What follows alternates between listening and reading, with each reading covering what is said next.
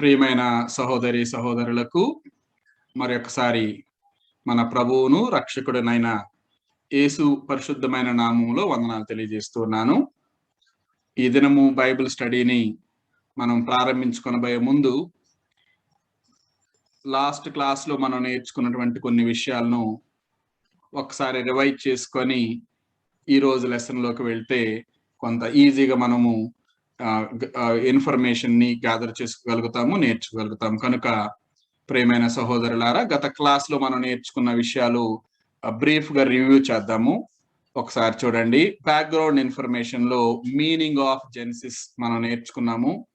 Meaning of genesis అంటే the beginning అనే మాటను మనం నేర్చుకున్నాము. జనరేషన్, సోర్స్, క్రియేషన్ అని నేర్చుకున్నాము. తెలుగులో దీన్ని మూలము లేదా ప్రారంభము లేదా పుట్టుక, ఆది అనే పదాలను ఉపయోగించటం, తర్జుమాలో ఉపయోగించడం మనం గమనించి ఉన్నాము. అదేవిధంగా పాత నిబంధన గ్రంథాన్ని మొట్టమొదటగా హీబ్రూ భాషలో రాయటం జరిగింది. క్రొత్త నిబంధనను గ్రీకు భాషలో రాయబడింది అనే విషయాలను మనం తెలుసుకొని ఉన్నాము. అలాగనే ఈ హీబ్రూ బైబిల్ను మొట్టమొదటగా ఇందులో 5 పుస్తకాలు, మొదటి 5 కాండాలను కలిపి తోరాహ్ అంటారని మనం తెలుసుకొని ఉన్నాము. ఆ తోరాలో మొదటి పదము బెరీషిత్ అని అర్థము, బెరీషిత్ అని రాయబడి ఉంటుంది, అనగా ఆది అని అర్థము. ఇన్ ది బిగినింగ్ అని ఇంగ్లీష్ లో తర్జుమా చేశారు, తెలుగులో ఆది అని తర్జుమా చేశారు. The first word of the Torah is the Bereshit అని నేర్చుకున్నాము. తర్వాత తోరా అనేది ధర్మశాస్త్రము అని, లా ఆఫ్ మోజెస్ అని, లా అని, ఇలా రకరకాల ఈ పేర్లు ఈ పుస్తకానికి ఉన్నట్లుగా మనం చూస్తూ ఉన్నాము. అన్ని కూడా ఒకటే విషయాన్ని తెలియజేస్తా ఉన్నాయి. గ్రీక్ లో ఈ యొక్క తోరాని జెనిసిస్ లేదా ఆది కాండమును జెనిసిస్ అని తర్జుమా చేశారు. జెనిసిస్ అనగా ప్రారంభ పుస్తకము అనే అర్థం అనే విషయాన్ని మనం తెలుసుకున్నాము. మొదటి బైబిల్ను లాటిన్ భాషలో ప్రింట్ చేశారు. తెలుగులో ఆది యందు దేవుడు భూమి ఆకాశములు సృజించును అనే పదంలో నుండి ఆదిని ఆ యొక్క పుస్తకం యొక్క పేరుగా పెట్టడం జరిగిందనే విషయాన్ని తెలుసుకొని ఉన్నాము. సో తోరాహ్ అంటే లా అని నేర్చుకున్నాం. First 5 books of the Hebrew Bible అని నేర్చుకున్నాం. 5 కాండాలు: ఆది కాండం, నిర్గమ కాండం, లేవి కాండం, సంఖ్యాకాండం, ద్వితీయోపదేశ కాండాలు. వీటిని పెంటాట్యూక్ అని అంటారు, 5 పుస్తకాలని. పుస్తకం యొక్క పేరు ఆత్మ సంబంధమైనది కాదు, కానీ ఆ పుస్తకం యొక్క పేరు అనేది చాలా ఇంపార్టెంట్ అనే విషయాన్ని మనం తెలుసుకుంటూ ఉన్నాం. ఆథర్ ఆఫ్ ద బుక్ మోషే గారు అని మనం చూసి ఉన్నాము. మోషే గారు ఈ యొక్క పుస్తకాన్ని రాశారని తెలియజేయటానికి ఈ 5 పుస్తకాలలో మనం గమనించినట్లయితే అనేక వచనాలు అక్కడ మోషే గారు ఈ యొక్క గ్రంథాన్ని లేదా పుస్తకాలను, తోరాహ్ను రాస్తున్నట్లుగా మనకి అనేక ఎవిడెన్స్లు మనం గ్రంథం నుండి పరిశీలించాము, నేర్చుకొని ఉన్నాము. ఈ నిబంధన గ్రంథాన్ని అంటే లా ఆఫ్ మోజెస్ లేదా ధర్మశాస్త్రాన్ని దేవుడు మోషే ద్వారా రాయించి ఇశ్రాయేలీలకు ఇచ్చినట్లు, వారితో నిబంధన చేసుకున్నట్లు మనం గమనించి ఉన్నాము. అదేవిధంగా ఈ యొక్క పుస్తకాన్ని మోషే గారు రాయటానికి కావలసిన అన్ని గుడ్ క్వాలిటీస్ ఆయనలో ఉన్నాయని మనం తెలుసుకొని ఉన్నాం. ఆయనకి సకల విద్యలను అభ్యసించాడు కాబట్టి అన్ని లక్షల మందిని నడిపించగలిగినటువంటి స్థాయి ఆయనకు ఉన్నదన్న విషయాన్ని తెలుసుకున్నాం. ఆది కాండంలో నుండి 2 వచనాలను బట్టి నేటి వరకు అనే విషయాలను బట్టి మనము ఈ యొక్క పుస్తకాన్ని మోషే గారు రాస్తున్నారు అని చెప్పి మనం కన్ఫర్మ్ చేసుకున్నాము.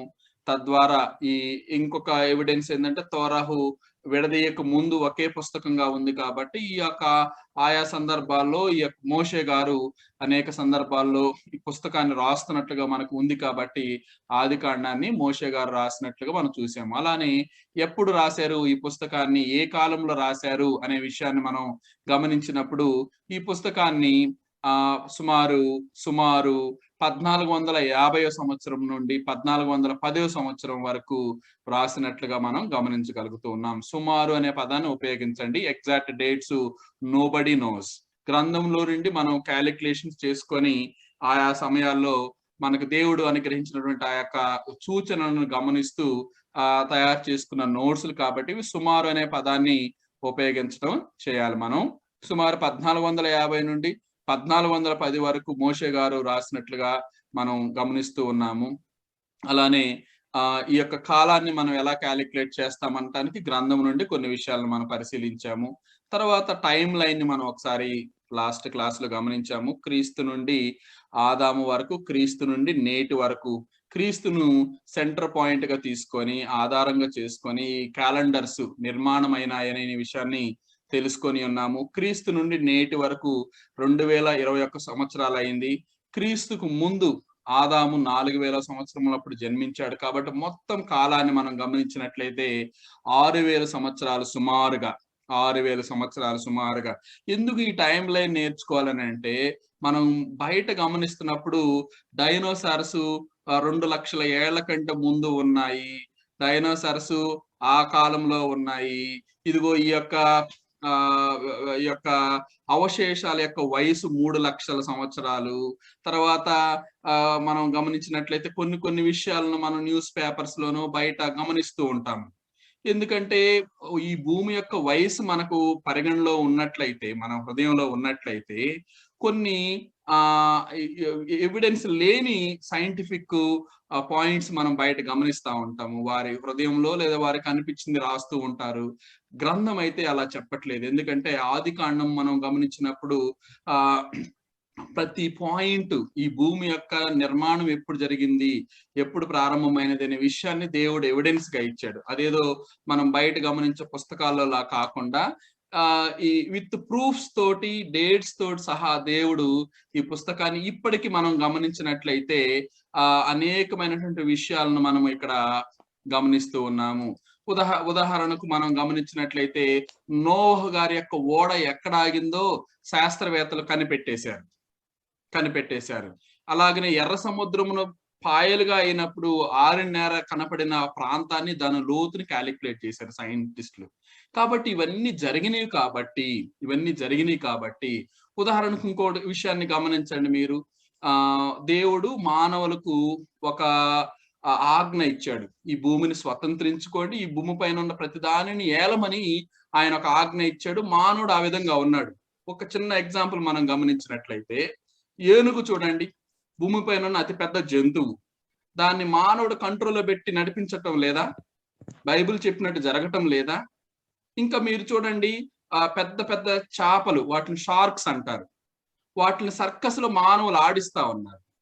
సముద్రంలో ఉండే పెద్ద జంతువులను కూడా దేవుడు చెప్పిన ఏ ఆజ్ఞ కూడా ఏ మాట కూడా అది ఎక్కడ డీవియేట్ అవటం లేదు. గ్రంథముకు బయట మనం చూసే విషయాల్లో రెండు సరిపోల్తా ఉన్నాయి. దేవుడు ఏం చెప్పాడో ఆ విధంగానే జరుగుతా ఉంది. కాబట్టి అందుకోసం మనం టైం లైన్ ని గమనించవలసిన వారమై ఉన్నాం.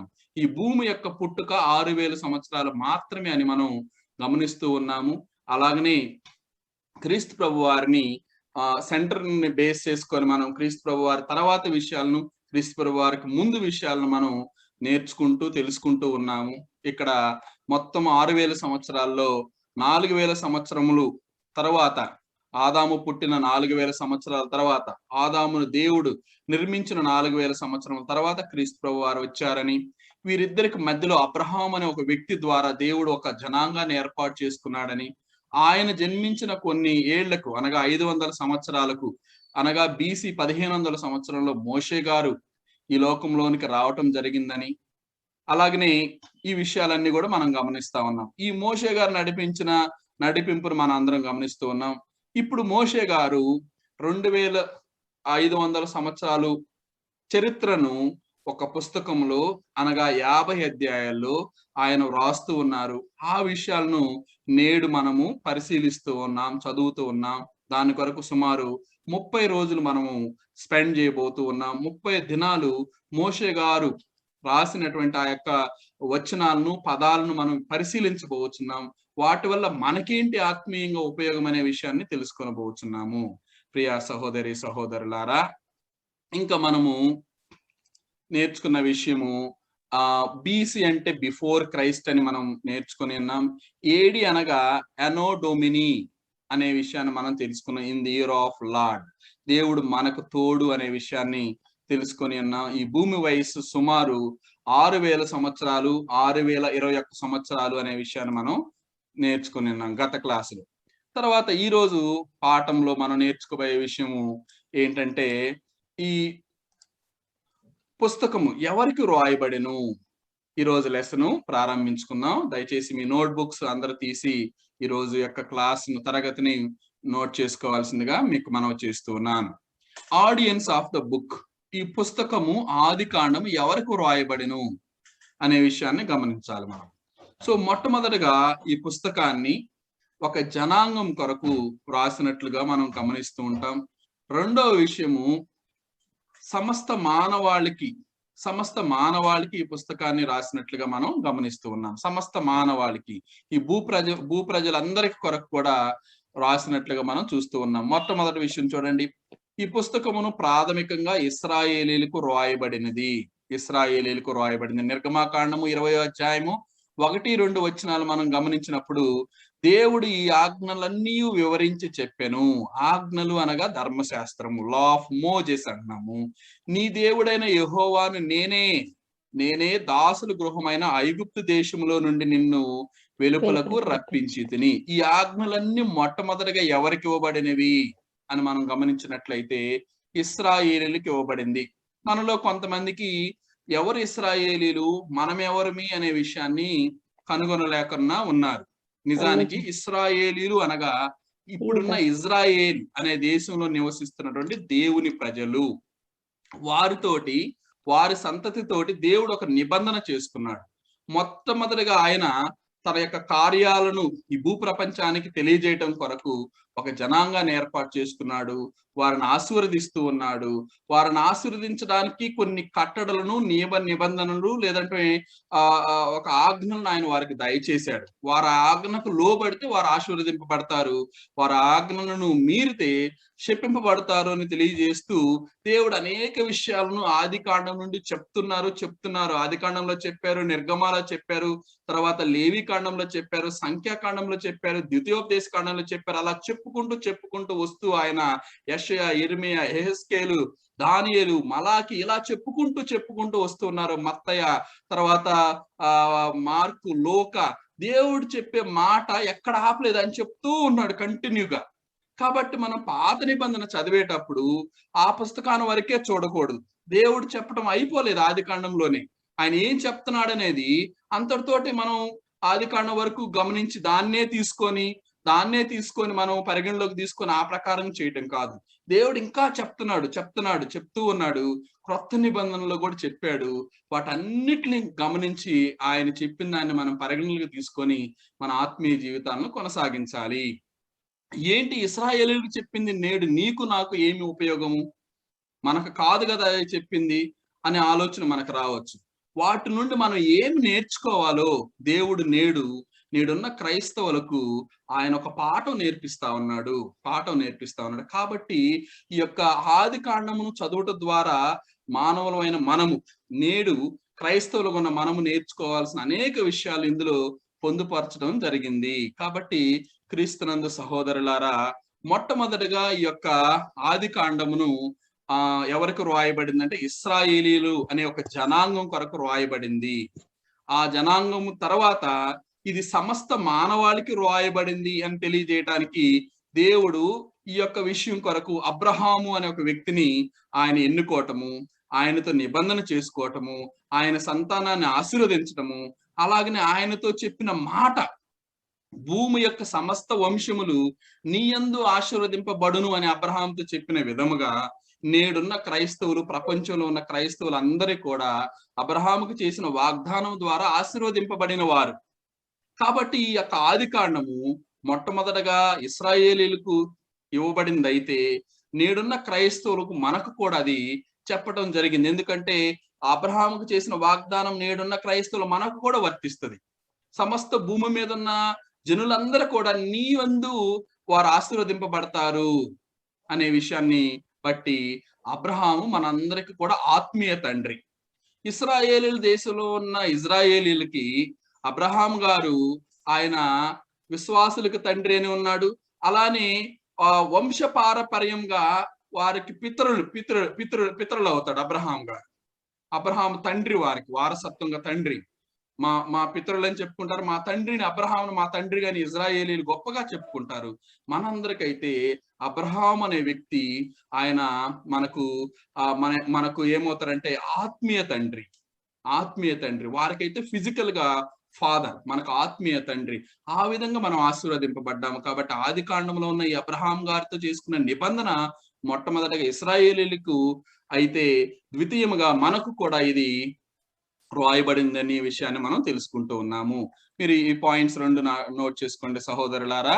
ఈ పుస్తకమును ప్రాథమికంగా ఇశ్రాయేలీలకు రాయబడినది. నిర్గమాకాండము 20 అధ్యాయం 1-2 వచనాలు రిఫరెన్స్ రాసుకోండి.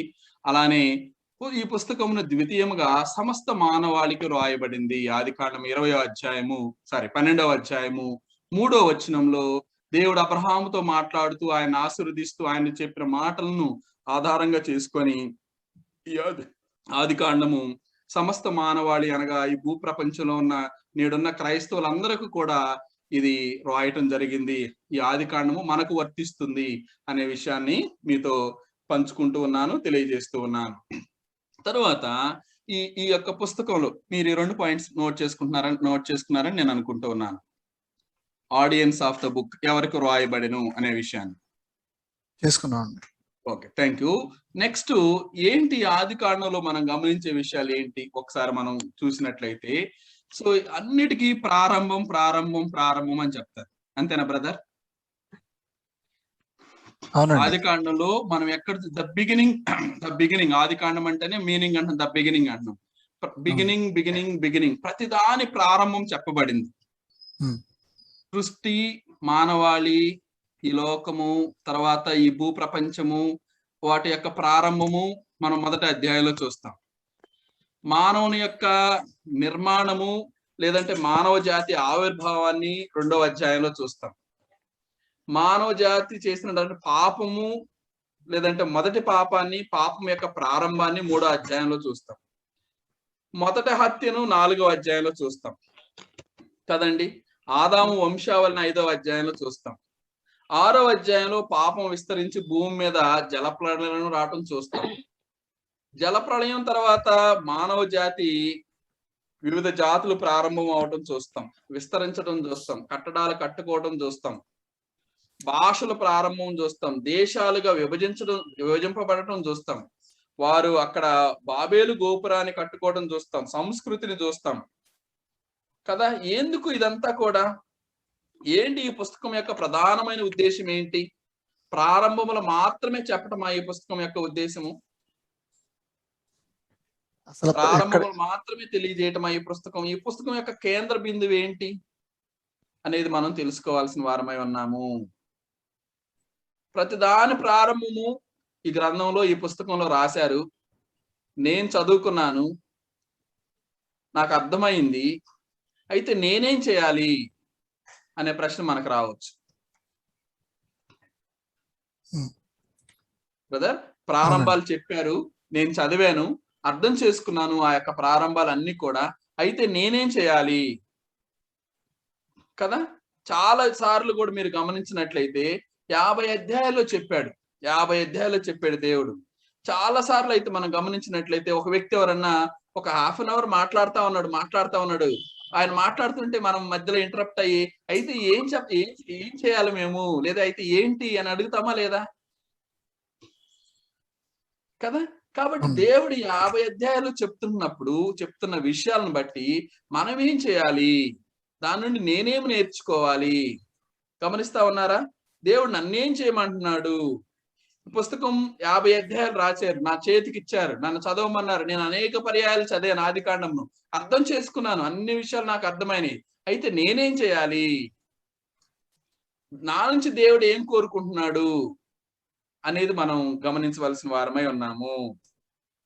ఈ ఆది కాండం చదివితే 2 విషయాలు మనం ప్రాథమికంగా గమనించగలుగుతాము.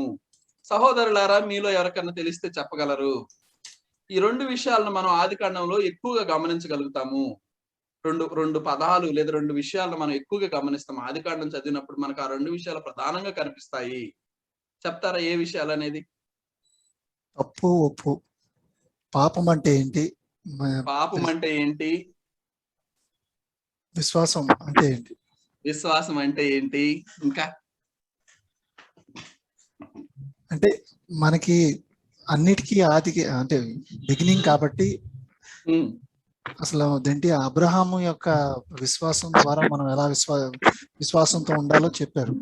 అలాగే ఓకే కేన్ అండ్ ఏబుల్ విషయంలో తప్పు చేయటం అనేది ఎలా చేయకూడదో మనకి చూపించారు.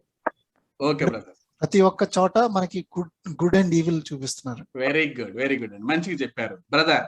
ప్రతి చోట కూడా దేవుడు రెండు విషయాలు చెప్తున్నాడు. ఏదేం తోటలో చెప్పినా, నేడు మనకు చెప్పినా, ఈ భూ ప్రపంచంలో ఉన్న ప్రతి వ్యక్తికి చెప్పిన రెండు విషయాలు చెప్తున్నాడు ఆయన.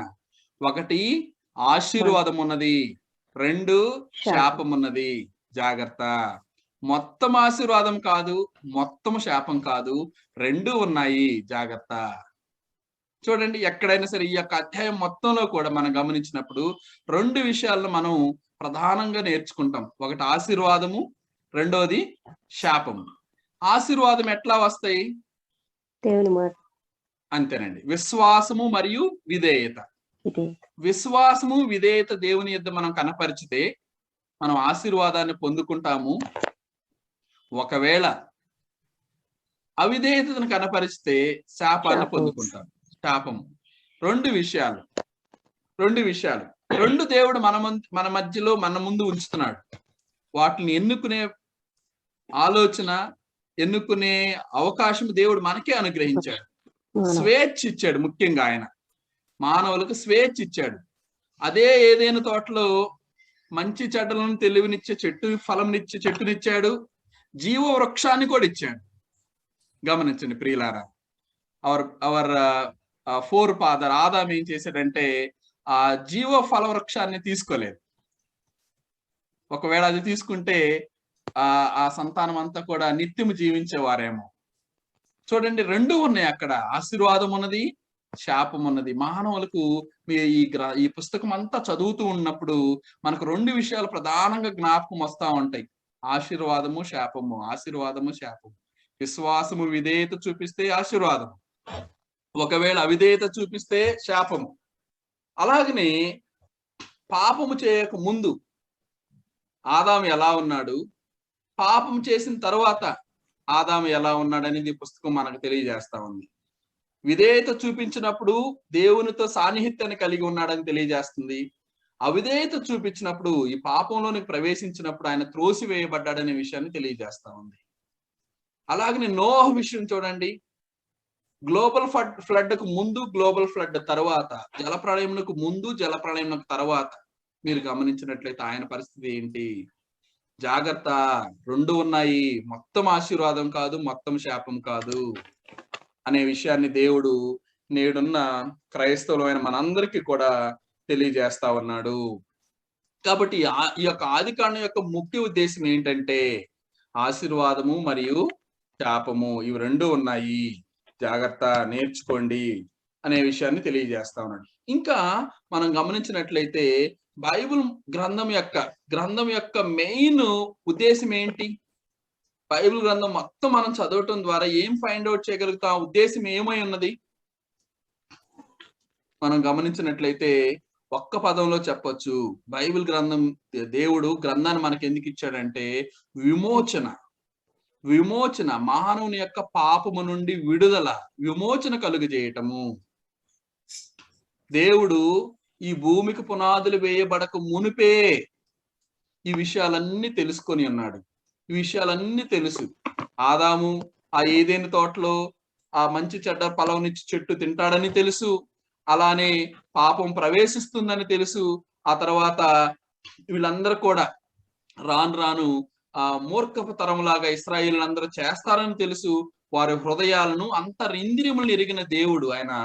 కాబట్టి ఇవన్నీ జరుగుతాయని తెలిసి ఆయన మానవులకు స్వేచ్ఛ ఇచ్చాడు. వారు చేసే క్రియలను బట్టి వాడికి ప్రతిఫలం ఇవ్వాలని దేవుడు నిర్ణయించుకున్నాడు. మంచి చేస్తే వానికి జీవ వృక్ష ఫలము, పరలోకము అనే ఒక శ్రేష్టమైనటువంటి ప్రదేశాన్ని వాళ్ళకి నిత్యముండులాగా ఏర్పాటు చేశాడు. ఆయనకు అవిధేయులైతే, ఆజ్ఞను మీరి కానీ జీవిస్తే రేపొద్దున నువ్వు యుగ యుగములు కాలే ఆ యొక్క నరకంలోనికి వెళ్ళాలి. రెండు ఉన్నాయి, జాగ్రత్త అనే విషయాన్ని ఆదికాండంలోనే దేవుడు తెలియజేశాడు. నేడున్న క్రైస్తవులు మన యాత్ర, మన ప్రయాస, మన సహనము, మన ఓర్పు ఇదంతా కూడా దేని కొరకంటే రేపు ఈ భూమిని వెడలినప్పుడు నా యొక్క ఆత్మ ఎక్కడ ఉంటుంది? రెండు గమనిస్తాలు మనం అక్కడ. ఒకటి నరకము, రెండవది పరలోకము. దేవుని ఆజ్ఞలు గైకొంటే పరలోకంలో ఉంటాం. ఆజ్ఞలకు అవిధేయులమై మనం ఈ లోకం సంబంధమైనటువంటి ఆలోచనలు కలిగి ఏమి తిందుమా ఏమి త్రాగుదుమా అని మనం వెళ్ళినట్లయితే ఈ లోకంలో మనుషుల కొరకు పోరాడుతూ మనుషుల యొక్క మెప్పు కొరకు మనం ప్రయత్నిస్తూ దేవుని యొక్క ఆజ్ఞలను మనం మీరితే రేపొద్దున దేవుని యొక్క తీర్పులోనికి వచ్చినప్పుడు మనము ఆ యొక్క విశ్వాసుల జాబితాలో ఆజ్ఞలను గైకొన్న వారి జాబితాలో మనం ఉండకపోవచ్చు. కాబట్టి రెండు విషయాలు ప్రధానంగా దేవుడు మనతో, నీతో, నాతో మాట్లాడుతున్నాడు. ఒకటి ఆశీర్వాదము, రెండు శాపము. ఈ పుస్తకం చదవటం ద్వారా ఈ రెండు మనం మెయిన్ కాన్సన్ట్రేట్ చేస్తాము.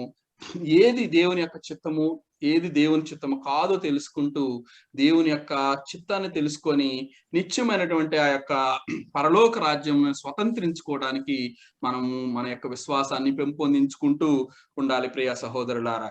కాబట్టి ఈ విషయాన్ని చేయటం కొరకు దేవుడు మానవులు ఈ విధంగా పాపం చేస్తాడని ఈ భూమికి పునాదులు వేయబడక మునిపే ఆయన సంకల్పించిన విధానాన్ని మనం ఒకసారి గమనించినప్పుడు ఈ యొక్క సంకల్పంలో ఇక్కడ ఒక అబ్రహాము అనే ఒక వ్యక్తిని 2000 సంవత్సరం తర్వాత ఆయన పిలవటము, విశ్వాసము ద్వారా అతడు దేవుని యొక్క మాటకు లోబడి దేవునితో నిబంధన చేసుకోవటము, ఆ నిబంధనకు అనుగుణంగా దేవుడు ఆ జనాంగాన్ని నిత్యము కాపాడుకుంటూ ఇతరులతో కలవకుండా, ఎందుకంటే ఆ యొక్క జనాంగము నుండి లోక రక్షకుడు రావాల్సి ఉంది కాబట్టి వారిని ప్రత్యేకపరచుకొని దేవుడు వారిని కొనసాగిస్తూ వారి ద్వారా ఆ గోత్రముల ద్వారా లోక రక్షకుడు ఈ లోకంలోనికి వచ్చెను. ఆయన ద్వారా ఆ యొక్క మొదటి మనిషి చేసిన పాపాన్ని విడుదల అనుగ్రహించి, విమోచన అనుగ్రహించి, నిత్యమైనటువంటి తన సంకల్పంలో మానవుల కొరకు ఆయన ఉద్దేశించుకున్నటువంటి ఆ యొక్క సాంగత్యము దేవుడు మానవులతో నివసించాలని కోరుకున్నాడు. ఆదాము దగ్గరే మనం అది బయలుపరచడం చూస్తూ ఉంటాం. అట్టి సాన్నిహిత్యాన్ని మానవులతో కలిసి జీవించాలనే ఉద్దేశాన్ని దేవుడు తర్వాత మరల క్రీస్తు ద్వారా మనకు అనుగ్రహించబోతున్నాడు. ఈ యొక్క సంకల్పం అంతా కూడా జరగటానికి అబ్రహాం అనే ఒక వ్యక్తిని ఆయన ఎన్నుకోవటము, తర్వాత ఆయన నుండి లోక రక్షకుడి లోకానికి రావటం మనం గమనిస్తూ ఉన్నాం ప్రియ సహోదరి సహోదరులారా. కాబట్టి ఈ పుస్తకం యొక్క ఉద్దేశాన్ని మనం మొట్టమొదటిగా నేర్చుకుందాం. చూడండి, ఇవన్నీ కూడా మనం బ్రీఫ్ గా మీకు ఒక ఉద్దేశాన్ని తెలియజేసాం. దాని నుంచి మనం కొన్ని పాయింట్స్ ఇప్పుడు నోట్ చేసుకుందాం ప్రియ సహోదరులారా. థీమ్ ఆఫ్ ద బుక్, ఈ పుస్తకం యొక్క సారాంశము రాసుకోండి. ఈ పుస్తకం యొక్క సారాంశము ఈ పాయింట్ అండి. ఇది ముందు నేర్చుకున్నది మనం డి పాయింట్. ఈ పుస్తకం యొక్క సారాంశము 1, ప్రపంచ సృష్టి. ఈ బుక్ లో మనం నేర్చుకోబోయే ప్రపంచ సృష్టి ఏ విధంగా వచ్చిందో తెలుసుకుంటాము. ప్రపంచ సృష్టి, ప్రపంచము సృష్టి మొత్తం కలుగజేసే విధానం. రెండవది మానవుని యొక్క ఆరంభమును తెలుపుతుంది. మానవుడి లోకంలోనికి ఎలా ప్రవేశించాడు అని తెలియజేయడానికి ఎవిడెన్స్ ఈ పుస్తకంలో మనం చక్కగా తెలుసుకోవచ్చు. వేరే పుస్తకాలు అంటే కూడా ఒక రకమైనటువంటి మానవుని దేవుడు ఏ విధంగా నిర్మించాడు, వారి నాసికారంధ్రంలో జీవవాయువును ఏ విధంగా ఊదాడు, అతడు జీవించే ఆత్మగా ఏ విధంగా మారాడు, మొదట మానవుని గురించి తెలియజేసిన పుస్తకం అన్నమాట ఇది కదండి. మనం ఎందుకంటే ఇది ఒక ప్రూఫ్, మానవులు ఏ విధంగా వచ్చారు అని తెలియజేయడానికి ప్రూఫ్స్. ఎందుకంటే మన లోకంలో చాలా ప్రూఫ్స్ ఉన్నాయి, అవి కూడా మీకు వచ్చే తరగతిలో మీకు నేర్పిస్తాను. డిఫరెంట్ థీరీస్ ఉన్నాయి, మానవులు ఏ విధంగా ఈ లోకంలోనికి వచ్చారని తెలియజేయడానికి. ఎవల్యూషన్ థియరీ అని చాలా థీరీస్ ఉన్నాయి, అవన్నీ కూడా మీకు నేను నేర్పించడానికి ప్రయత్నం చేస్తాం. మనం చదువుకున్న పుస్తకాల్లో చదువుకున్న థీరీస్ కూడా I would like to discuss with you. అవి ఎట్లా, ఆ థీరీస్ లో ఎంతవరకు సత్యం ఉంది, ఎంతవరకు మనం నేర్చుకోగలుగుతాం, బైబిల్తో పోల్చి వాటిని మనం నేర్చుకోవడానికి ప్రయత్నం చేద్దాం. మానవుని యొక్క ఆరంభం తెలుపు పుస్తకము, అలాగనే ఇశ్రాయేలీల జాతి యొక్క ఆరంభమును తెలుపు పుస్తకము. ఈ పాయింట్ చాలా ఇంపార్టెంట్ అండి.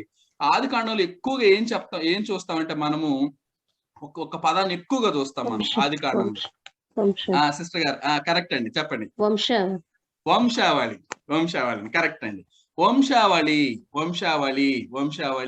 ఎందుకు ఈ వంశావళి ఎంత రాయించాడు దేవుడు? వంశావళి ఎందుకు రాయించాడు? గమనిస్తా ఉన్నారా? వంశావళి అంటే ఇది యేసుక్రీస్తు ఆయన యొక్క అది వర్డ్ అలా రావట్లేదండి. ఫ్యామిలీ ట్రీ మొత్తాన్ని ఎక్స్ప్లెయిన్ అంతే, చేయడానికి. Correct brother. క్రీస్తు ప్రభు వారు రేపొద్దున ఆయన ఎక్కడి నుంచి వచ్చాడు, ఎవరి సంతానం నుంచి వచ్చాడని తెలియజేయాలంటే నీకు ఒక పుస్తకం ఉండాలిగా. అవునండి. ఏదో వేగ్గా అనగనగా ఒక ఊర్లో మనం పోయినసారి నేర్చుకున్నట్టు ఒక రాజు ఉన్నాడు, ఆ రాజుకి 7 కొడుకులు అంటే ఏ ఊర్లో ఏ రాజు ఏ కొడుకులు తెలియజేయాలి కదా, క్లియర్ గా ఉండాలి కదా. అందుకొరకని ఎక్కువగా ఈ ఆదికాండంలో మనం వంశావళులు చూస్తాం, ఎక్కువగా వంశావళుడు. కాబట్టి ఆ జాతి యొక్క ఆరంభాన్ని తెలియజేస్తా ఉంది. 50 అధ్యాయాలు దేవుడు ఈ పుస్తకంలో రాయించారు.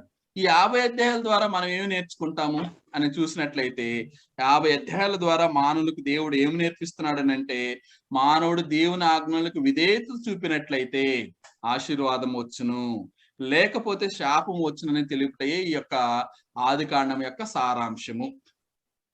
ఆశీర్వాదము శాపము, ఆశీర్వాదము శాపం. మీరు చూడండి, చాలా మంది వ్యక్తుల యొక్క జీవితాల్లో రెండు ఉన్నాయి.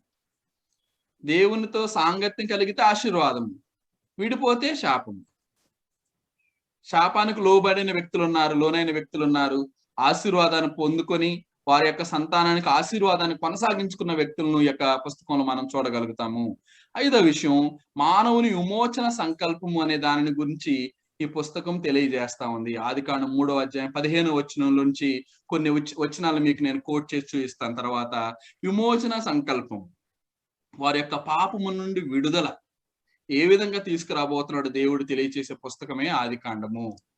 తర్వాత అండి, ఇక్కడ కొన్ని వచనాలు మీకు నేను చూపించాను. అబ్రహాంతో చేసుకున్న నిబంధన, నిన్ను ఆశీర్వదించి నిన్ను దీవిస్తానని చెప్పినటువంటి విషయాన్ని మనం చూసుకుంటూ ఉన్నాము. ఆదికాండం 12వ అధ్యాయము 1 నుండి 3 వచనాల్లో ఇక్కడ అబ్రహాంతో దేవుడు మాట్లాడింది మనం గమనిస్తా ఉన్నాము. ఆశీర్వదిస్తాను నిన్ను, భూమి యొక్క సమస్త వంశములు నీ యందు ఆశీర్వదింపబడిన అబ్రహాంతో చెప్పిన విషయాలు మనం చూస్తా ఉన్నాము. ఒకసారి చెప్తారా? 4th పాయింట్, 50 చాప్టర్స్ ద్వారా నేనేం నేర్చుకోవాలనుకుంటున్నాను, దేవుడు మనకేం తెలియజేయాలనుకుంటున్నానంటే, ఒకటి బ్లెస్సింగ్, రెండోది కర్స్. ఆశీర్వాదము శాపము, ఇవి రెండు ఉన్నాయి, జాగ్రత్త అని తెలియజేస్తాను 4th పాయింట్ లో. అది కొంచెం కష్టమైంది కన్వర్ట్ చేసుకుంటానికి, అందుకని అడిగాను. అదే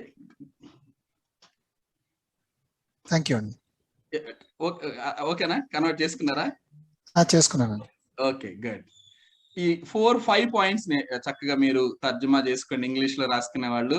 ప్రపంచ సృష్టి, మానవుని యొక్క ఆరంభం తెలుపుతుంది. ఇశ్రాయేలు జాతి యొక్క ఆరంభము. దేవుడు మనకేం నేర్పిస్తున్నాడంటే, ఆశీర్వాదము శాపము రెండు ఉన్నాయి. వీటిని జాగ్రత్తగా పరిశీలించి ఏది తీసుకోవాలో నిర్ణయించుకునే బాధ్యత నీకు. ఎందుకంటే ఈ పాత నిబంధన అనేది మానవులమైన మనకి ఏంటంటే ఇది బాల శిక్ష. దీని నుండి మనము క్రొత్త నిబంధనలోనికి ప్రవేశిస్తాము. కాబట్టి ఈ రెండు ఉన్నాయి, ఏం తీసుకుంటాం అనేది నీ ఇష్టం అని దేవుడు తెలియజేస్తా ఉన్నాడు. కాబట్టి ఈ పుస్తకాన్ని మనము ఈ పుస్తకం ద్వారా మనం ఏం గమనిస్తా ఉన్నాం అంటే, ఈ యొక్క పుస్తకం యొక్క సారాంశాన్ని మనం చూస్తా ఉన్నాము. తదుపరిగా మనము ఈ పుస్తకం యొక్క పర్పస్ ఏంటి, పర్పస్ ఆఫ్ ద బుక్ చూస్తాము. Purpose of the book, purpose of the Genesis, ఆదికాండం యొక్క ఉద్దేశము. పాయింట్ ఎఫ్ అండి, పాయింట్ ఎఫ్, ఆదికాండం యొక్క ఉద్దేశం. Purpose of the book, purpose of the Genesis, purpose of the Genesis. ఎందుకు ఈ పుస్తకాన్ని దేవుడు రాయించారంటే, రెండు మాటల్లో మనం చెప్పుకోవచ్చు. ఒకటి, మానవుని యొక్క ప్రారంభము ఏ విధంగా వచ్చిందో దేవుడు తెలియజేశాడు. రెండవది, మానవునికి దేవుడు చేసిన వాగ్దానాలను దేవుడు ఏ విధంగా ఫుల్ఫిల్ చేశారు కదండి. అబ్రహాముకు చేసిన వాగ్దానాన్ని దేవుడు ఏ విధంగా ఆ వాగ్దానాన్ని సఫలం చేశాడు, ఆ వాగ్దానానికి తగ్గట్టుగా ఆయన మోడిఫికేషన్ చేసుకుంటూ వచ్చి ఆయన ఇచ్చినటువంటి సమస్త వంశములు నీ యందు ఆశీర్వదింపబడనంటే, నేడున్న భూ ప్రపంచంలో ఉన్న, వాస్తవానికి మనది అన్య దేశం, ఇజ్రాయేలీల దేశం కాకుండా ఈ ప్రపంచంలో ఉన్న దేశాలన్నీ కూడా అన్ని దేశాలు, అన్యులే, అన్యులు. ఈవెన్ అమెరికా కానివ్వండి, వేరే ఏ కంట్రీ తీసుకున్నా దే ఆర్ జెంటైల్స్. ఓన్లీ దేవుని ప్రజలు ఎవరంటే ఇశ్రాయేలీలు మాత్రమే. వారినే దేవుడు ఎన్నుకున్నాడు. వారి కొరకే క్రీస్తు ప్రభు వారు ఈ లోకంలోకి వచ్చారు. తరువాత ఆయన అబ్రహాముకు చేసుకున్న వాగ్దానం ప్రకారం ఈ భూమి మీద ఉన్న సమస్త మానవుల్ని ఆయన అబ్రహాముకు వారసులుగా చేస్తానని ఆయన చేసిన ప్రామిస్ ను ఆయన క్రీస్తు ద్వారా మానవులందరినీ కూడా అబ్రహాముకి వారసులను చేసి ఆయన యొక్క సంతానాన్ని విస్తరించినట్లుగా మనం గమనిస్తూ ఉన్నాం. కాబట్టి పర్పస్ ఆఫ్ ద జెనిసిస్ అంటే ఒకటి మానవుని యొక్క ప్రారంభము మరియు వారి యొక్క మొదటి కార్యములు బయలుపరచుటకు ఉద్దేశించబడినది. The reveal man's beginning and the history of his first acts. Naveen గారు తర్జుమా చేసుకోవాల్సిన కష్టం లేదేమో ఈ యొక్క సెంటెన్స్ కి. టు రివీల్ మ్యాన్స్ బిగినింగ్, మానవుని పుట్టుకే అసలు ఎలా జరిగిందని నాకు ప్రశ్న రావచ్చు రేపు పొద్దున ఈ పుస్తకం చదివేటప్పుడు. సరే, మానవుల గురించి బాగా రాస్తున్నారు ఈ పుస్తకంలో, అసలు ప్రారంభం ఎక్కడ అంటే దేవుడు రాయించాడు మన కొరకు.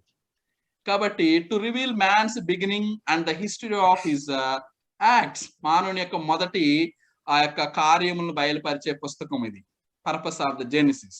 రెండవది second point, to reveal God's promises to the man and his providence in carrying out those promises. ఆ యొక్క వాగ్దాన ఫలాలను ఆయన కొరకు ఆ యొక్క ఇజ్రాయేలీలను ఏ విధంగా తీసుకొని వచ్చాడు, వారికి ఆయన చేసిన వాగ్దానాలను బయలుపరిచాడు, వాటిని ఏ విధంగా మానవుల యొక్క జీవితంలో ఆయన వారికి ఇచ్చి వారిని అభివృద్ధి చేసి ఫలించి విస్తరించలాగా చేశాడనే విషయాన్ని ఈ యొక్క బుక్ లో మనం గమనించగలుగుతాం. అందుకొరకు ఇది రాయించడం జరిగింది. The purpose of the genesis is, మానవుని యొక్క ప్రారంభము మరియు వారి యొక్క మొదటి కార్యములను బయలుపరచడానికి ఉద్దేశింపబడినది. రెండవ పాయింట్, మానవునికి ఇవ్వబడిన దేవుని యొక్క వాగ్దానాలను బయలుపరచట మరియు ఈ వాగ్దానాలను కొనసాగించడానికి, ఈ లేదా ఆ అని రాసుకోండి మీరు, ఈ వాగ్దానాలను కొనసాగించడానికి ఆయన తీసుకున్న జాగ్రత్తలు. ఈ వాగ్దానాలు ఫిల్ఫిల్ అవ్వాలంటే ఇశ్రాయేలీలు అనే వాళ్ళు ఉండాలి కదా. వారిని ఈ భూమి మీద లేకుండా ఆయన నాశనం చేస్తే, లేదా వారిని ఈ లోకంలో అన్ని జనులతో కలిపేస్తే, వారిని ఈ లోకంలో ఉన్నటువంటి అదర్ పీపుల్స్ తోటి కలిపేస్తే ఆయన వాగ్దాన ఫలము క్యారీ అవుట్ చేయలేరు, తీసుకురాలేరు. అందుకొరకు ఆయన చాలా జాగ్రత్తలు తీసుకున్నారు. వారిని అనేక పర్యాయాలు చెరలోకి పంపించాడు, మళ్ళా తీసుకొచ్చాడు, ఆశీర్వదించాడు, కొనసాగించాడు. ఆ జనాంగాన్ని విడవకుండా ఆయన ఆ జనాంగం నుండి క్రీస్తు అనే ఒక రాజు, యుగయుగములు ఏలు రాజు వచ్చాడు. ఆయన నేడు ఈ ప్రపంచాన్ని ఏలుతా ఉన్నాడు సహోదరులారా. కాబట్టి 2 పాయింట్స్ ఇక్కడ నేర్చుకుంటున్నారు. The purpose of the genesis, ఆది కాండం యొక్క ఉద్దేశం నేర్చుకుంటూ మానవుని యొక్క ప్రారంభం మరియు వారి యొక్క మొదటి కార్యములను బయలుపరచడానికి ఉద్దేశింపబడినది. మానవునికి ఇవ్వబడిన దేవుని యొక్క వాగ్దానాలు బయలుపరచడం, వాటిని మరియు ఆ వాగ్దానాన్ని కొనసాగించడానికి ఆయన తీసుకున్న జాగ్రత్తలు. ఈ 2 పాయింట్స్ మనం గమనిస్తా ఉన్నాం. తర్వాత కొంచెం ముందుకు వెళదాము. నోట్ చేసుకున్నారండి బ్రదర్? ఒక్కసారి ప్రీవియస్ స్లైడ్ కి వెళ్తారా? సారీ అలా అడుగుతున్నానండి, ఒక్కటి మిస్ అయ్యాను. No problem. Okay, here only brother. ఇది అంటే నా వర్స్ రాసుకోలేదు. Thank you. ఆది కాండం 12వ అధ్యాయం 1-3.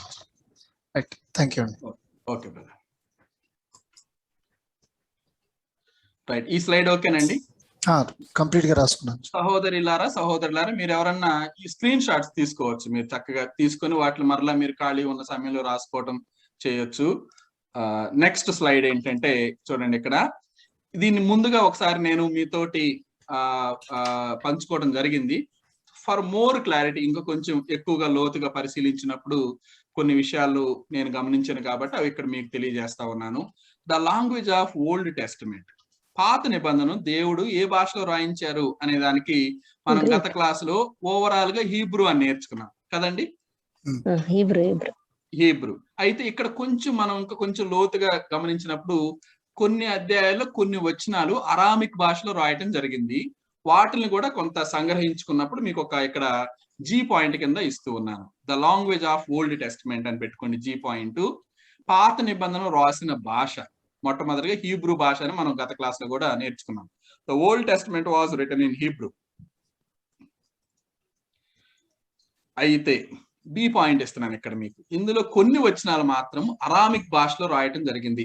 ఆయా కాలాలకు సంబంధించిన ఆయా సందర్భాల్లో అరామిక్ భాషలో రాయటం జరిగింది. కొన్ని వచనాలు మీకు చూపిస్తాను. అట్లా ఎజ్రా 4వ అధ్యాయము 8వ వచనం నుండి 6వ అధ్యాయము 18వ వచనం వరకు, ఇర్మియా 10వ అధ్యాయం 11వ వచనము, దానియేలు గ్రంథము 2వ అధ్యాయము 4 నుండి 4వ వచనం నుండి 7వ అధ్యాయము 28వ వచనం వరకు మనము హీబ్రూ భాషలో రాయలేదు అనే విషయాన్ని గమనించగలుగుతాం.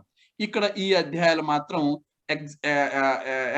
ఎగ్జామ్షన్స్ ఇవి కాకుండా రిమైనింగ్ అంతా కూడా హీబ్రూ భాషలో రాయడం జరిగింది అనే విషయాన్ని మనం తెలుసుకుంటాం.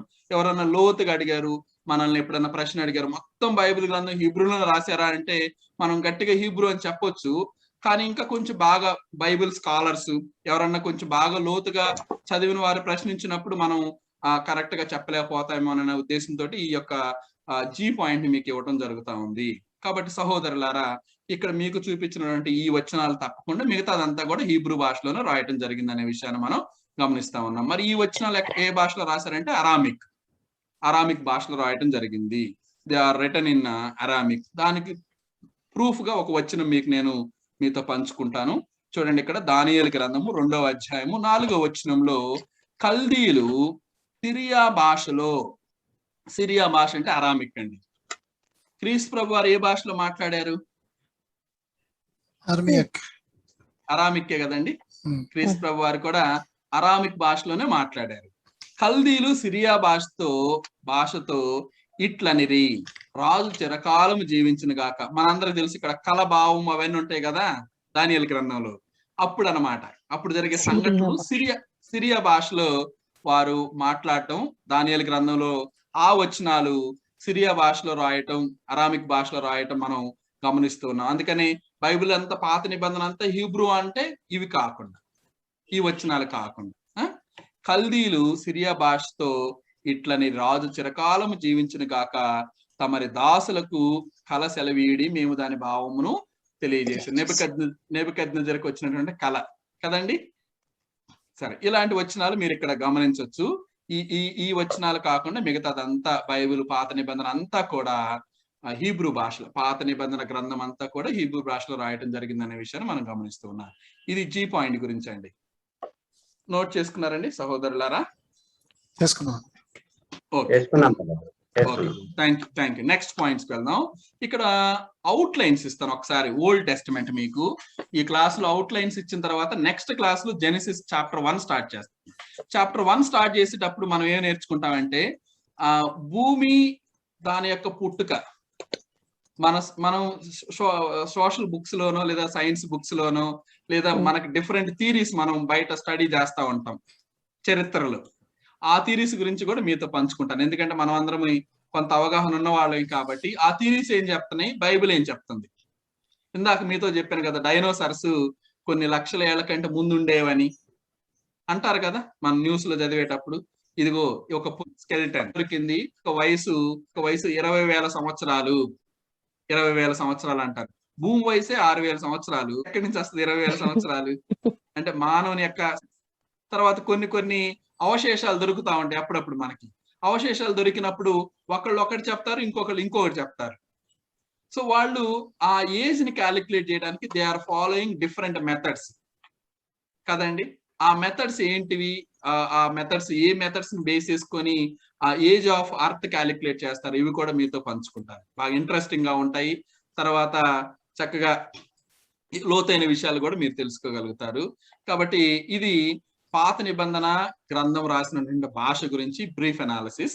తదుపరిగా అవుట్ లైన్స్ ఒకసారి మనం స్టడీ చేస్తాం ఈరోజు. Out lines Genesis out lines ముఖ్యమైనటువంటి సందర్భాలు లేదంటే మెయిన్ పాయింట్స్, జెనసిస్ లో ఉన్నటువంటి మెయిన్ పాయింట్స్ హెచ్ అని పెట్టుకోండి.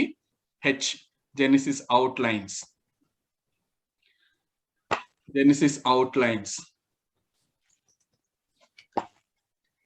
ఇక్కడ ఈ ఆది కాండంలో ముఖ్యంగా మనం 4 సంఘటనలు, 4 వ్యక్తుల గురించి బాగా గమనించవచ్చు.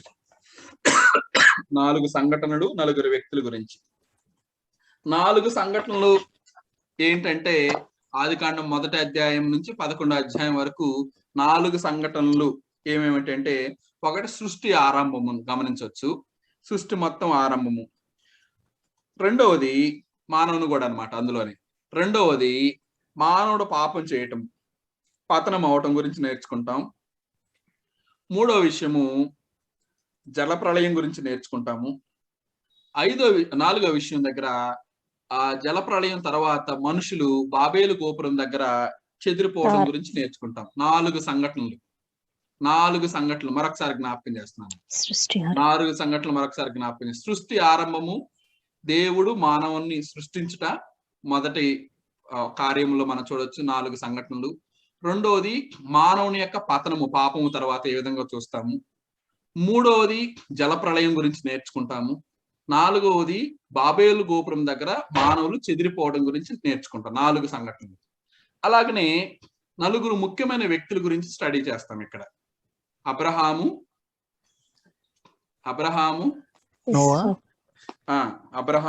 ఇస్సాకు, యాకోబు, యోసేపు. ఈ 4 గురించి కూడా స్టడీ చేస్తాం డీటెయిల్డ్ గా. అబ్రహాము, ఇస్సాకు, యాకోబు, యోసేపు. 4 సంఘటనలు, 4 వ్యక్తులు. అలానే ఆదికాండంలో మీరే రాయకండి, నేను నోట్స్ ఇస్తాను. ఆదికాండంలో ముఖ్యమైన వ్యక్తులు మనం గమనించినట్లయితే ఆదాము, హవ్వ, తర్వాత అబ్రహాము, శారా, తర్వాత ఇస్సాకు, రిబ్కా,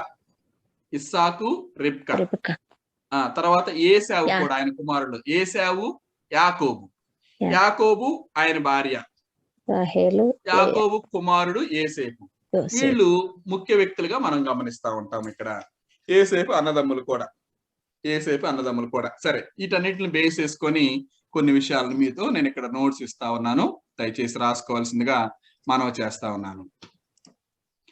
ఫస్ట్ ఈ హెచ్ లో రోమన్ నెంబర్ 1లో the beginning of mankind. Roman number 1లో the beginning of mankind, మానవ జాతి ప్రారంభము. మీరు చక్కగా నోట్స్ రాసుకుంటే మీకు ఉపయోగకరంగా ఉంటాయి. మానవ జాతి ప్రారంభము, వారి గురించి తెలియజేయబడినటువంటి అధ్యాయాలు మొదటి అధ్యాయం నుండి 11వ అధ్యాయం వరకు.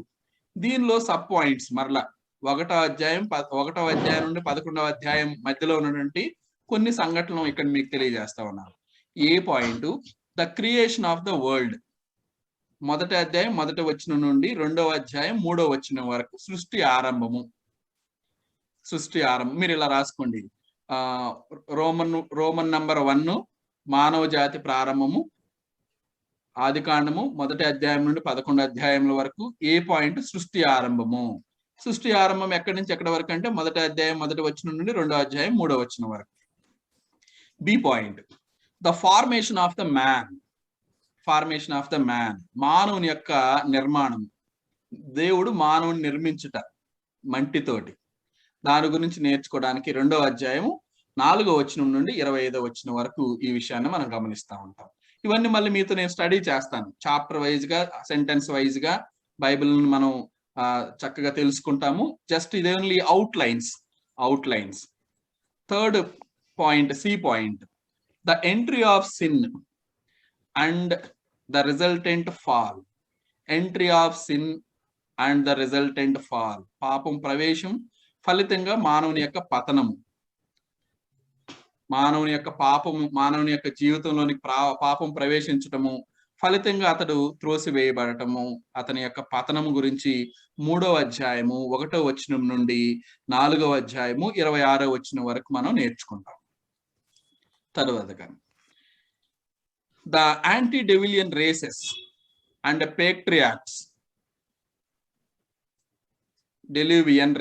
పేట్రియాక్స్.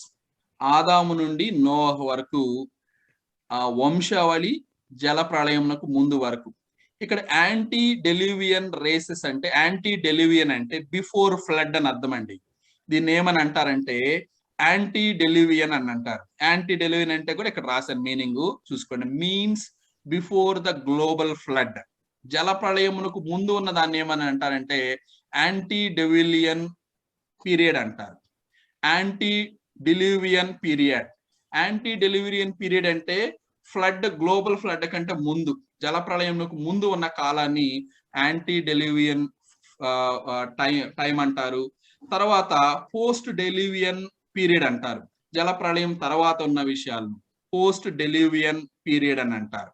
ఓకే, ఇది యాంటీ డిల్యూవియన్ రేసెస్ అండ్ పేట్రియాక్ట్స్, ఆదాము నుండి నోహ్ వరకు, అనగా వంశావళి జలప్రళయమునకు ముందు వరకు ఉన్న విషయాలను తెలియజేస్తుంది. ఇక్కడ ఆదికాండం 5వ అధ్యాయము 1వ వచనం నుండి 32వ వచనం వరకు.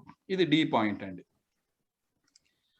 ఈ పాయింట్ వచ్చేపాటికి the sinfulness of the world purged by the flood. మానవుల యొక్క పాపము, నరుల యొక్క పాపము దేవుడు చూసినప్పుడు ఆయన నరులను చేసినందుకు బాధపడ్డారు కదండి. ఫలితంగా గ్లోబల్ ఫ్లడ్, జలప్రళయం, భూమి మీద నరుల యొక్క చెడుతనము అది చూసినప్పుడు దేవుడు తాను మానవులు చేసినందుకు బాధపడి ఫలితంగా ఆయన ఈ యొక్క పాపాన్ని పరిహరించాలి, తుడిచివేయాలి, ప్రక్షాళనలు చేయాలి, విమోచన కలిగించాలి. అందుకొరకు ఆయన జలప్రళయమును రప్పించి వారికి ఒక పాఠమును నేర్పించినట్లుగా మనం చూస్తూ ఉన్నాం. 6వ అధ్యాయం 1వ వచనం నుండి 9వ అధ్యాయం 29వ వచనం వరకు ఈ విషయాన్ని మనం అక్కడ తెలుసుకుంటాం. భూమి మీద నరుల చెడుతనము ఫలితంగా జలప్రళయము.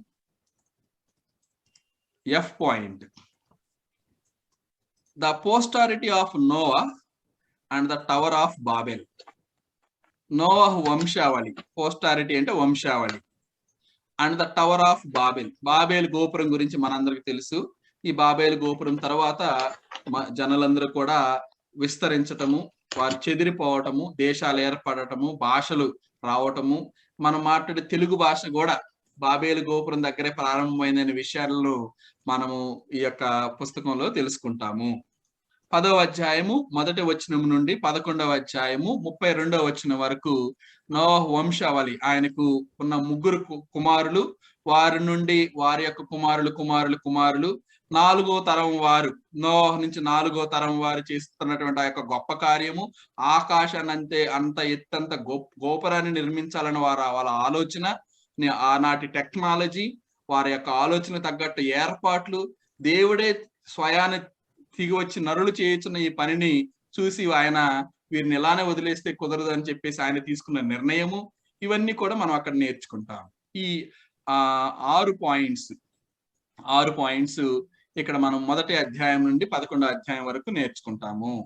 సృష్టి ఆరంభము, మానవ నిర్మాణము, పాపం ప్రవేశము, వంశావళి, ఆదాము నుండి నోవాహు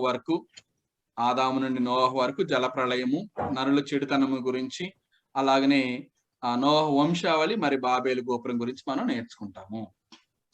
కాబట్టి సమయం అయింది సహోదరులారా. నేను మరి తదుపరి క్లాసులో మిగతా విషయాలను పంచుకోవాలనుకుంటున్నాను. లేదంటే ఇంకొక రోమన్ నంబర్ మనం నేర్చుకొని క్లోజ్ చేసుకున్నాం. ఎందుకంటే 8 వరకు అనుకున్నాం కాబట్టి 8 అయినట్టుంది సమయము. నెక్స్ట్ నేర్చుకోబోయేది ఈ విషయాలు నేర్చుకుంటామండి. The life of Abraham.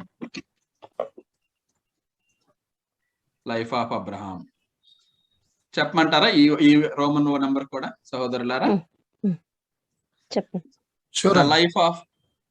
చెప్పనా నవీన్ గారు? చెప్పండి. Okay brother, thank you.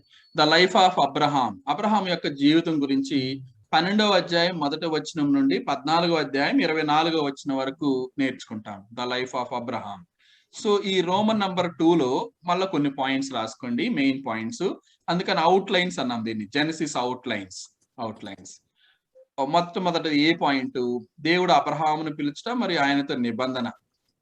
Abraham's call and his acceptancy of the covenant by faith. విశ్వాసము ద్వారా ఆయన ఆ యొక్క నిబంధనను అంగీకరించటము, దేవుడు ఆయన్ని పిలచటము, ఈ విషయాల్లో మనం ఆదికాండం 12వ అధ్యాయం 1వ వచనం నుండి 14వ అధ్యాయము 24వ వచనం వరకు మనం గమనించగలుగుతాం. రోమన్ నంబర్ 2లో ఏ పాయింట్ ఇది.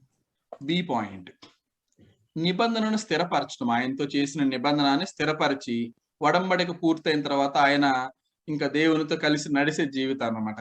నిబంధనను స్థిరపరచడం. Renewal and confirmation of the covenant. 15వ అధ్యాయము మొదటి వచనం నుండి 17వ అధ్యాయము 24వ వచనం వరకు.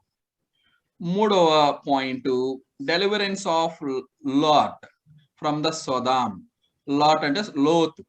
సోదామ నుంచి లోతును బయటకు తీసుకొని తీసుకొని వచ్చుట్లో అబ్రహాము యొక్క ప్రార్థన కదండి. సొదొమ గొమొర్రా పట్టణము పాపము ఎక్కువైపోయి దేవుడు ఆ పట్టణాన్ని కాల్చివేస్తున్నప్పుడు దేవుడు తన దూతలను పంపించేసి లోతు యొక్క కుటుంబాన్ని ఆ పట్టణం నుండి బయటకు తీసుకొని రావటం గురించి ఇక్కడ మనం నేర్చుకుంటాం. సొదొమ నుండి లోతును బయటకు రప్పించుట. తర్వాత D point, Abraham and Abimelech. అబ్రహాము అబిమెలెక్ దగ్గర ఉన్నప్పుడు జరిగినటువంటి విషయాలు. శారమ్మ గారి విషయంలో అబ్రహాం మాట్లాడినటువంటి ఆ యొక్క విషయాలు.